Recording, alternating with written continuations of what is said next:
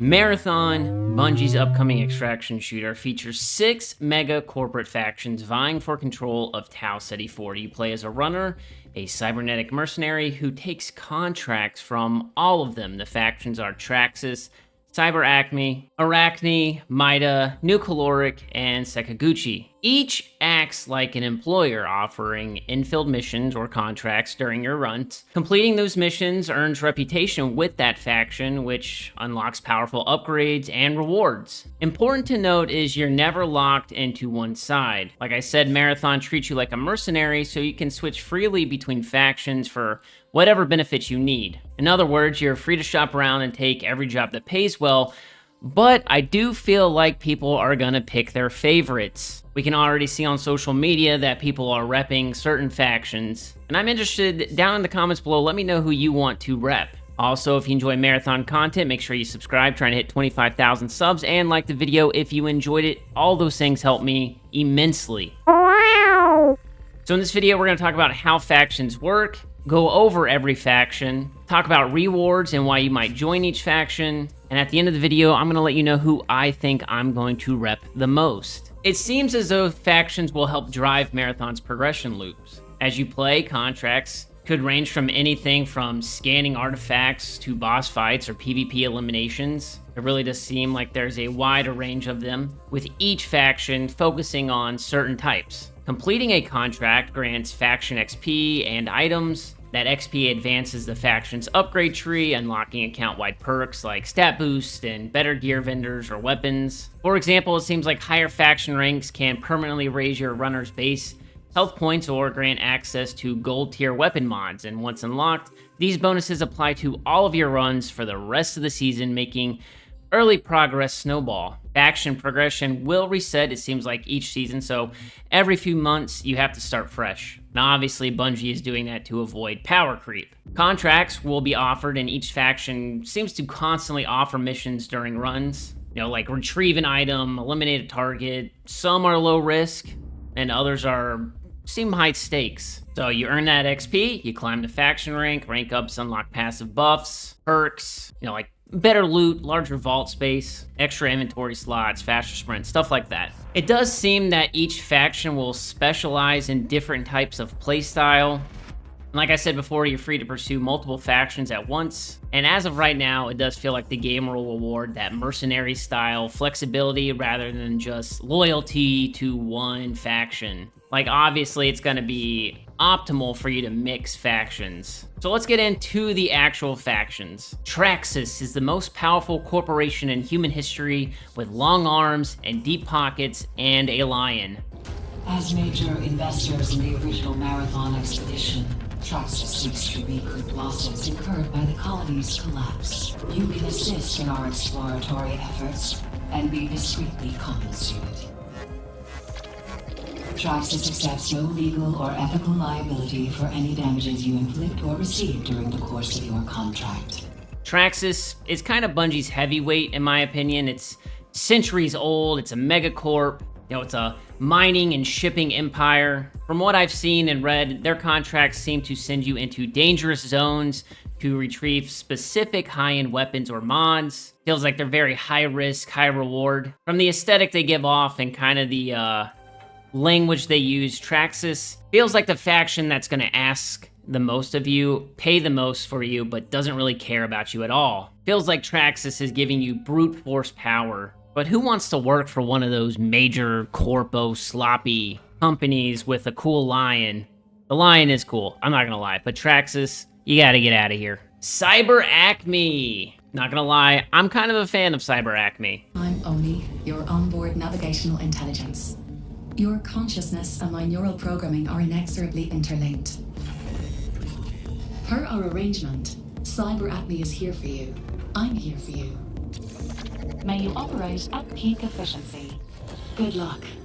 After doing some research and kind of looking at what their faction stuff was about, it seems that it kind of just encourages normal play rather than specializing in just one thing. Feels like they give you quality of life boosts, like faster ability cooldowns and inventory space. I think that CyberAcme is going to be like great for new players, or for players who don't really want to specifically play a certain way. Feels like all-around efficiency, faster cooldowns, and larger inventory, like I said. I think this will be the most safe choice early on, most forgiving, and this would be the faction that I would tell people to focus on at first. Arachne, the blood, death, skin cult thing that everybody seems to love. It's an edgelord faction, but they focus on PvP aggression. Arachne has been watching you. We watch all of the deadliest runners. Destroy your own kind. Push your cell to its limits, and we'll welcome you into the fold. Seems like their contracts will ask you to hunt down other players, rack up kills, kill streaks, staying in PvP zones. Seems like they pump up your lethality. You'll get combat stat buffs, weapons that will help you out with PvP, perks that shorten your time to kill. It seems to make you a deadly runner. So, if you like to go on the offensive and gun down people in your path, this is your faction. But also, you have to be self-aware enough to know that if you're not good at PvP, if you're not good at killing other people, this might not be for you, even though you want to rep that style. They constantly encourage you to seek conflict. And like I said, if you want to join a crazy death cult, this is for you. Sekiguchi, the worm. Hello, dear one. I am Nona, Sekiguchi's bioscience AI. I nurtured the weave worms that spun your silken bones. I see that you've already taken your first steps down the path of self-iteration. Let me help illuminate a more useful direction. From what I can tell, they seem to be built more on survivability and recovery. In the lore, they are a leader in robotics and implants, prosthetics, cloning, regenerative tech. They're the ones responsible for creating the biomata bodies that runners actually use. In gameplay, I feel like they specialize in resilience and defense counterplay. Their contracts seem to involve retrieving lost technology, research or data, a little bit more exploration than combat. Seems that they improve your baseline performance, offer greater forgiveness for mistakes. I actually think that this will be a really good faction for people who focus on solo queue. I feel like they'll help your survivability. I almost feel like it's a safety net faction, but I ain't gonna lie, I do love the worm. I might be repping them. Now we come to MIDA, and this is a faction that I hold near and dear to my heart. MIDA is watching. You, them, all of it. MIDA is revolution. MIDA is anti-corp counter-UESC. Not a threat, it's opportunity. We are fire. Are you fuel? Prove it. Their role seems to be sabotage and explosions. They are chaos incarnate. Now, for those who don't know, in the lore, MIDA was a political party that started out but became a revolutionary movement and then a terrorist organization. I guess it depends on how you view it. You know, like if you think about the Revolutionary War, patriots were kind of terrorists, but because they won, they're patriots. Anyways, that's, you know, not to get political. But they tried to start a coup on Mars and failed. But in the gameplay of this marathon, it seems like they're all about blowing things up, man. I believe Bungie has described them as irreverent and dangerous and focused on destruction. Their contracts seem to push you into creating chaos, hacking dropships to explode, laying down mines. They seem to give you access to like grenades and claymores and heavy explosives. So you're not just winning fights by sheer firepower from your gun, you're winning because you got big bombs. I feel like they will have strong tools for choke points, making sure your back is covered, you know, forcing your enemies out of fortifications, really. Setting traps, things like that. I feel like it's just things you're not normally prepared for when going into a match. So MIDA would be perfect for those people that, you know, wanna cosplay as like the Rebel Alliance from Star Wars or something like that. Also, the aesthetic of MIDA, top tier. NuCaloric. I am Gaius, contacting you on behalf of NuCaloric. Our mission is to ensure humanity's survival by meeting its most basic needs. NuCaloric wishes to understand the colony's collapse so we may prevent future catastrophes. Now, NuCaloric has been recruiting me. They are constantly in my videos comments. Shout out to you. But the full name is NuCaloric Agriculture. But don't let the agricultural name fool you. It seems like they're all about bio enhancements. It seems as though they focus more on your movement abilities. And they also want you to explore, resource gather. When you rank up NuCaloric, you get mobility buffs. Think longer sprint duration, faster running speed, better climbing and grappling.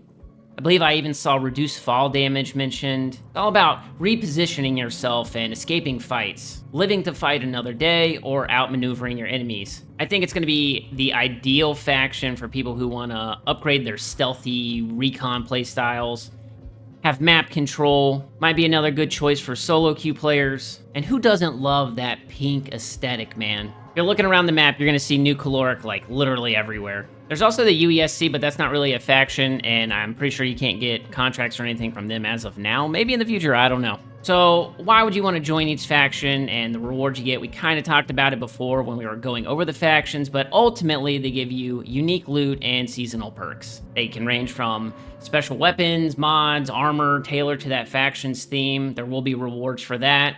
Utility bonuses. You know, I'm really looking forward to the cosmetics, skins, and stuff for your runner once you hit like top ranks. If you haven't seen Kruzer's video on that, I'm gonna link it down in the comments below. He does some Photoshop wizardry and makes some like MIDA skins and stuff, Traxus. You guys gotta go sub to Kruzer. He's an all-time GOAT. So why join one of them if you can do them all? I think in practice, you'll eventually focus on factions that complement your playstyle. You know, like if you love PvP and stuff, Arachne obviously is going to be the faction you choose. And the great thing is there's no penalty to just, you know, being a mercenary for everyone. And I will suggest that you kind of dabble in all of them to make sure that your runner is like at peak performance. And the cool thing is that Marathon's factions in this game aren't just like lore fluff. They really seem to be the backbone of how you're going to evolve each season. Each contract you pick kind of tells your story about your runner. You're kind of projecting yourself into that. And each time you unlock something, it can change the way you play. And by the season's end, you hopefully are some overpowered goblin out there on the battlefield. So like I said, let me know in the comments down below who you want to pick, who you're going to rep. I think as of right now, you know, I just don't know. I thought that by the end of this video, I would have an opinion on who I was going to focus on. Anyone but Traxus. Stupid lion. But that's it for the video, ladies and gentlemen. Make sure you like it if you enjoyed. Subscribe to the channel, and I'll catch you guys in the next one. Peace, soup. Also, if I got anything wrong, let me know. You know, we can pin comments and stuff. The game hasn't quite come out yet, so there's probably wiggle room. Okay, bye.